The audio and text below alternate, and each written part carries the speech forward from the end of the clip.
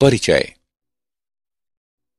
बच्चों, इस पाठ में आप मानव शरीर में रासायनिक समन्वय और एकीकरण के बारे में जानेंगे। क्या तुम्हें पता है कि हमारे आकार में कैसे वृद्धि होती है?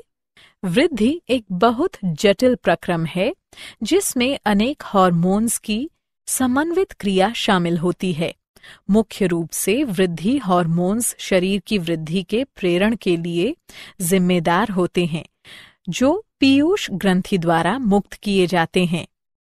वृद्धि हार्मोन प्रोटीन, लिपिड और कार्बोहाइड्रेट के उपापचय पर महत्वपूर्ण प्रभाव डालते हैं। वृद्धि हार्मोन का उत्पादन तनाव, व्यायाम, पोषण, निद्रा आदि जैसे अनेक कारकों पर निर्भर करता है। शरीर के भीतर कई और हार्मोन भी स्रावित किए जाते हैं जो विशिष्ट कार्य करते हैं, जैसे कि थायराइड ग्रंथि से स्रावित होने वाला कैल्सिटोनिन हार्मोन रुधिर में कैल्शियम स्तर को नियंत्रित करता है। तो आइए इस पूरे मॉड्यूल में हम रासायनिक समन्वय और एकीकरण के बारे में जानेंगे।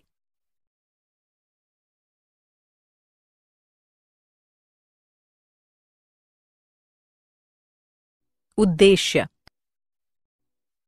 इस पाठ के अंत में आप निम्न करने में सक्षम हो जाएंगे: अंतःस्रावी ग्रंथियों तथा हार्मोन्स का वर्णन करना, मानव अंतःस्रावी तंत्र की व्याख्या करना, हृदय, वृक्क और जठर आंतरीय पथ के हार्मोन की चर्चा करना, हार्मोन क्रिया की क्रियाविधि का वर्णन करना।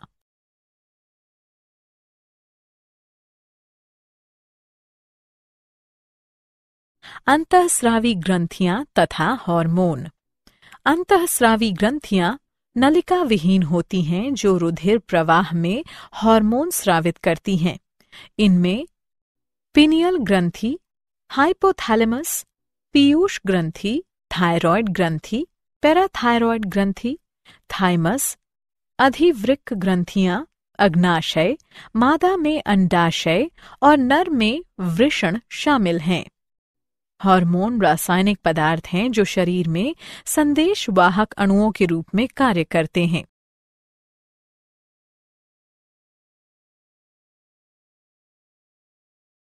मानव अंतःस्रावी तंत्र। मानव अंतःस्रावी तंत्र हार्मोन के कार्यों द्वारा शरीर की अनेक प्रक्रियाओं को बदल देता है। हाइपोथैलेमस। हाइपोथैलेमस मस्तिष्क के निचले केंद्रीय भाग में स्थित विशिष्ट कोशिकाओं का संग्रह है।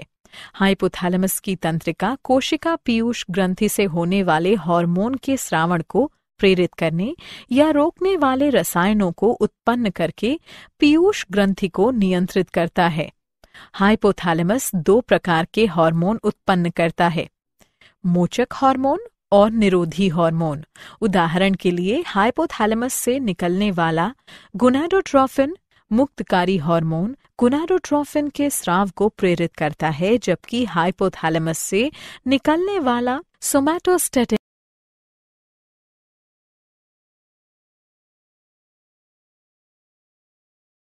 पीयूष ग्रंथि।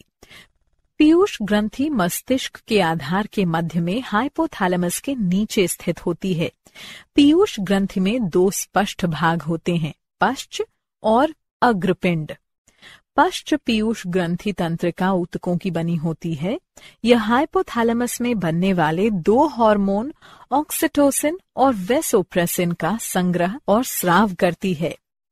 ऑक्सीटोसिन बच्चे के जन्म के समय दूध के स्राव तथा गर्भाशयी चिकनी पेशियों के संकुचन को प्रेरित करता है। वैसोप्रेसिन का मुख्य कार्य मूत्र के साथ जल के ह्रास को कम करके शरीर के जल को सुरक्षित रखना है। यह एंटी डायूरेटिक हार्मोन भी कहलाता है। अग्र पीयूष ग्रंथि अंतःस्रावी कोशिकाओं की बनी होती है जो सीधे रुधिर में हार्मोन का उत्पादन और स्रावण करती हैं।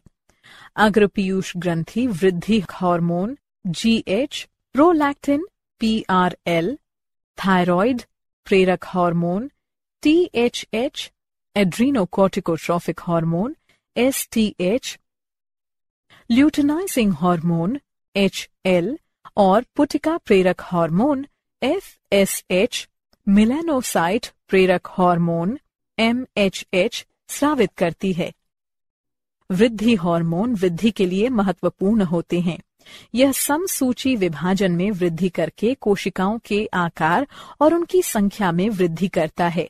प्रोलैक्टिन एकल श्रृंखला प्रोटीन हार्मोन है जो दुग्ध ग्रंथि की वृद्धि और दूध उत्पादन को नियमित करता है।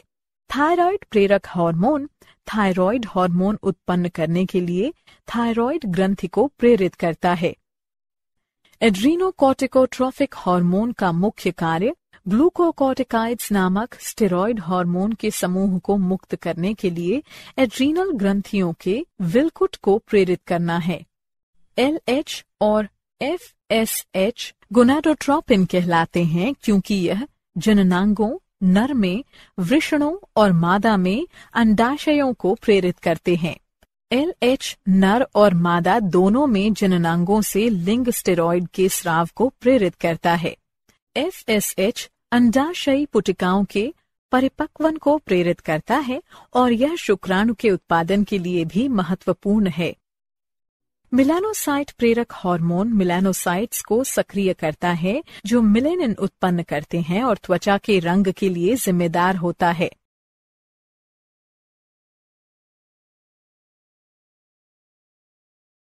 पीनियल ग्रंथि।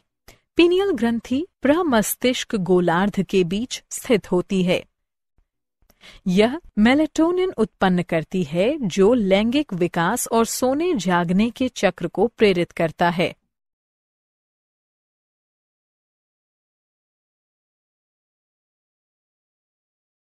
थायराइड ग्रंथि। थायराइड ग्रंथि ग्रीवा में स्थित होती है जिससे उत्पन्न होने वाले हार्मोन उपापचय, ऊष्मा उत्पादन और रुधिर में कैल्शियम स्तर को नियंत्रित करते हैं। थायराइड ग्रंथि 3 हार्मोन उत्पन्न करती है। Thyroxine T4, ट्राइआइडोथायरोनिन T3, calcitonin. T3 और T4 उपापचय और ऊष्मा उत्पादन को नियंत्रित करते हैं और कैल्सिटोनिन कैल्शियम के रुधिर स्तर को नियमित करने में सहायता करता है। थायराइड ग्रंथि में बड़ी गोलाकार संरचनाएं होती हैं जो पुटिकाएं कहलाती हैं। प्रत्येक पुटिका में थायरोग्लोबुलिन नामक जेल जैसा ग्लाइकोप्रोटीन युक्त केंद्रीय भाग होता है।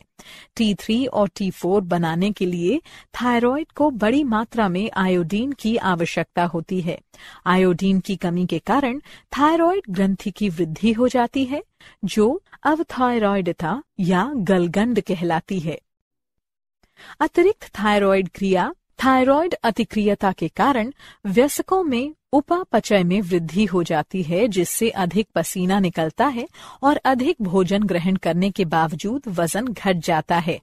कैल्सिटोनिन रुधिर कैल्शियम स्तर को कम कर देता है जिससे समस्थिति को बनाए रखने में मदद मिलती है।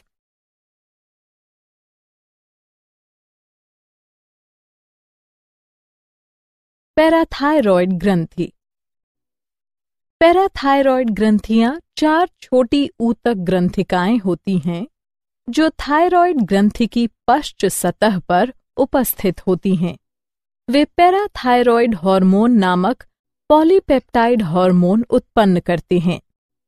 PTH रुधिर में कैल्शियम स्तर को नियंत्रित करने के लिए कैल्सिटोनिन के साथ कार्य करता है। यह रुधिर कैल्शियम स्तर में वृद्धि करता है, इसलिए जब रुधिर में कैल्शियम का स्तर नीचे गिर जाता है तो PTH के स्राव को प्रेरित किया जाता है।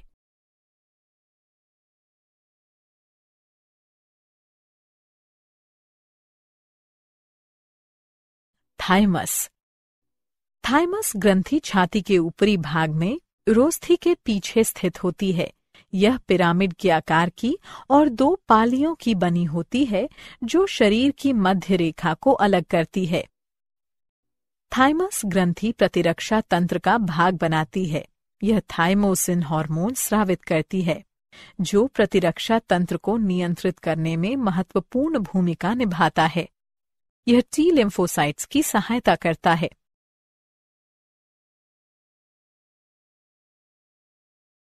अधिवृक्क ग्रंथि। मनुष्यों में 2 अधिवृक्क ग्रंथियां होती हैं जो वृक्कों के अग्रभाग पर स्थित होती हैं। प्रत्येक ग्रंथि का बाहरी भाग अधिवृक्क वल्कुट होता है और अंतः भाग अधिवृक्क मध्यांश होता है। अधिवृक्क वल्कुट को 3 परतों में वर्गीकृत किया जा सकता है।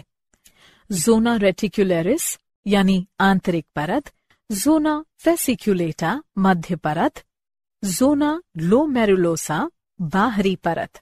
अधिवृक्क वल्कुट की कोशिकाएं 2 मुख्य प्रकार के स्टेरॉयड हार्मोन ग्लूकोकॉर्टिकॉइड और मिनरेलोकॉर्टिकॉइड स्रावित करती हैं। ग्लूकोकॉर्टिकॉइड ग्लूकोज के रुधिर स्तर में वृद्धि करता है। शरीर का मुख्य ग्लूकोकॉर्टिकॉइड कॉर्टिसोल है जो शरीर में अत्यधिक थकान होने पर स्रावित होता है और उस समय ग्लूकोज की अधिक मांग होती है क्योंकि इसका रुधिर स्तर उल्लेखनीय ढंग से गिर जाता है। कॉर्टिसोल पेशी प्रोटीन के विखंडन को बढ़ावा देता है और ग्लूकोनियोजेनेसिस नामक प्रक्रिया में ग्लूकोज संश्लेषण करने वाली यकृत कोशिकाओं से अमीनो अम्ल ग्रहण करने के लिए यकृत को प्रेरित करता है। मिनरेलोकॉर्टिकॉइड बाह्य कोशिकीय तरल में पोटेशियम और सोडियम जैसे खनिज लवणों की सांद्रता को समायोजित करता है। एल्डोस्टेरॉन सबसे अधिक मात्रा में पाया जाने वाला मिनरेलोकॉर्टिकॉइड है। यह वृक्क नेफ्रॉन की दूरस्थ नलिकाओं पर कार्य करके उन्हें सोडियम आयनों को पुनः अवशोषित और पोटेशियम आयनों को उत्सर्जित करने के लिए प्रेरित करता है। अधिवृक्क ग्रंथि का आंतरिक भाग अधिवृक्क मध्यांश वृक्काणुओं का बना होता है जो एड्रिनलिन और नॉरएड्रिनलिन 2 पदार्थ मुक्त करता है। जब अधिवृक्क मध्यांश हार्मोन स्रावित करता है तो वो रुधिर परिसंचरण और शरीर में थकान होने पर कार्बोहाइड्रेट के उपयोग को नियंत्रित करते हैं। उदाहरण के लिए वे हृदय दर को बढ़ा देते हैं, धमनिकाओं और श्वसनिकाओं को फैला देते हैं।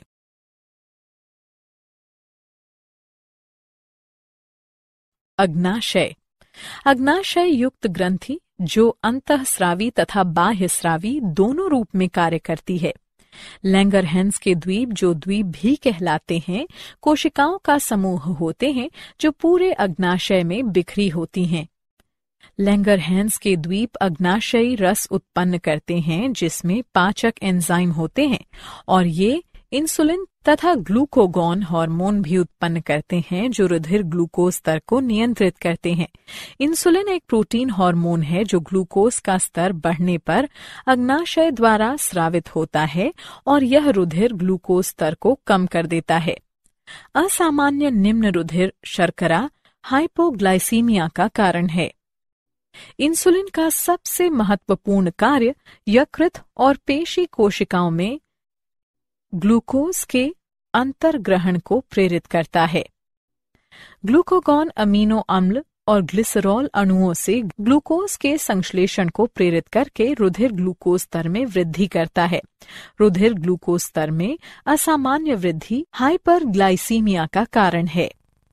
इंसुलिन का स्तर कम हो जाने से डायबिटीज मेलिटस बीमारी हो जाती है जिससे रुधिर शर्करा स्तर में वृद्धि हो जाती है।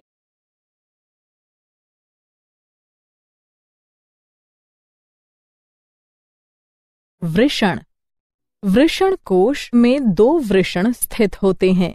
वृषण शुक्राणु उत्पन्न करते हैं। लेइडिंग कोशिकाएं टेस्टोस्टेरॉन उत्पन्न करती हैं।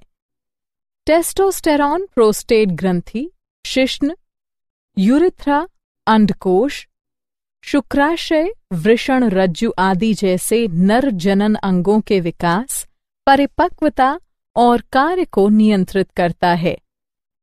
टेस्टोस्टेरॉन के प्रभावों में भारी आवाज, शरीर पर बालों का बढ़ना, जननांगों की परिपक्वता, यौन रुचि, प्रजनन, स्तंभन कार्य और आत्मविश्वास में वृद्धि आदि शामिल हैं।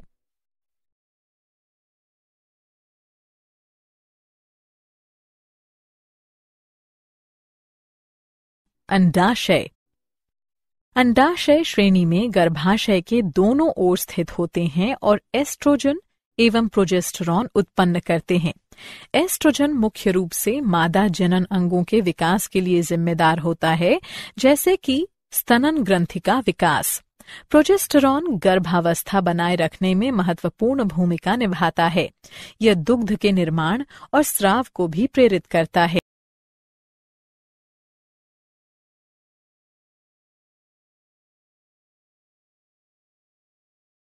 हृदय, वृक्क और जठर आंत्रीय पथ के हार्मोन। एट्रियल नेट्रियूरेटिक कारक ANF एक हृदय हार्मोन है जो रुधिर आयतन और धमनीय रुधिर दाब को नियंत्रित करता है। वृक्क द्वारा उत्पन्न किए जाने वाले एरिथ्रोपोएटिन हार्मोन लाल रुधिर कोशिकाओं के उत्पादन के लिए जिम्मेदार हैं। जठर आंत्रीय पथ द्वारा उत्पन्न किए जाने वाले hormone gastrin, secretin, cholecystokinin, CCK और जठर अवरोधी पेप्टाइड GIP हैं। गैस्ट्रिन अमाशय में बनता है जो भोजन पचाने के लिए हाइड्रोक्लोरिक अम्ल उत्पन्न करता है। सेक्रेटिन बाइकार्बोनेट की प्रचुर मात्रा वाला पाचक रस मुक्त करने के लिए अग्नाशय को प्रेरित करता है।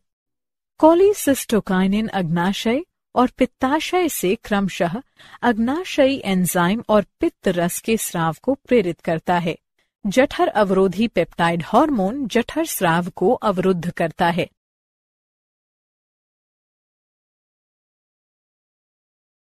हार्मोन क्रिया की क्रियाविधि।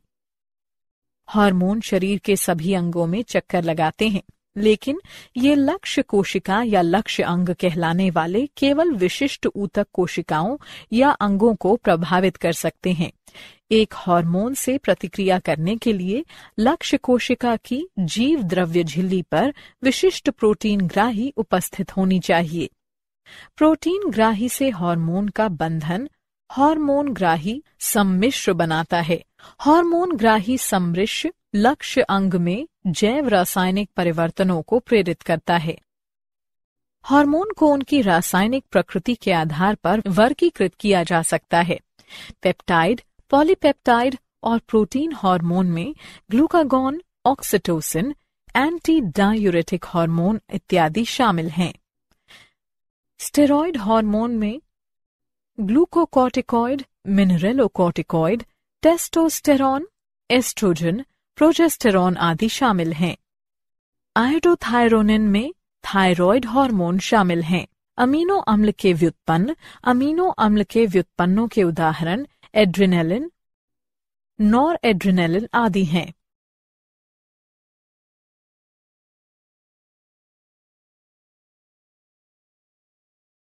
क्या आप जानते हैं? अनुसंधान से पता चलता है कि मादा में एस्ट्रोजन का उच्च स्तर स्तन, गर्भाशय और ग्रीवा के कैंसर का कारण हो सकता है। ऊष्मा शुक्राणु उत्पादन को कम कर सकती है। अधिक धूम्रपान करने और अल्कोहल ग्रहण करने से शुक्राणुओं की संख्या कम हो सकती है।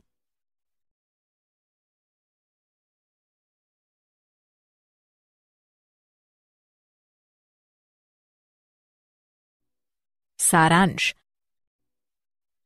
आइए हमने जो कुछ सीखा है उसे संक्षेप में दोहराएं। अंतःस्रावी ग्रंथियां नलिका विहीन होती हैं जो रुधिर प्रवाह में हार्मोन स्रावित करती हैं। हार्मोन रासायनिक पदार्थ है जो शरीर में संदेशवाहक अणुओं के रूप में कार्य करते हैं। अंतःस्रावी ग्रंथियां पीनियल ग्रंथि, हाइपोथैलेमस, पीयूष ग्रंथि, थायरॉयड ग्रंथि, पैराथायरॉयड ग्रंथि, थाइमस, अधिवृक्क ग्रंथियां, अग्नाशय, मादा में अंडाशय और नर में वृषण हैं। हाइपोथैलेमस मस्तिष्क के निचले केंद्रीय भाग में स्थित होता है। पीयूष ग्रंथि मस्तिष्क के आधार के मध्य में हाइपोथैलेमस के नीचे स्थित होती है। पीनियल ग्रंथि प्रमस्तिष्क गोलार्ध के बीच स्थित होती है। थायरॉयड ग्रंथि थायरॉक्सिन, ट्राई आयोडोथायरोनिन, कैल्सिटोनिन उत्पन्न करती है।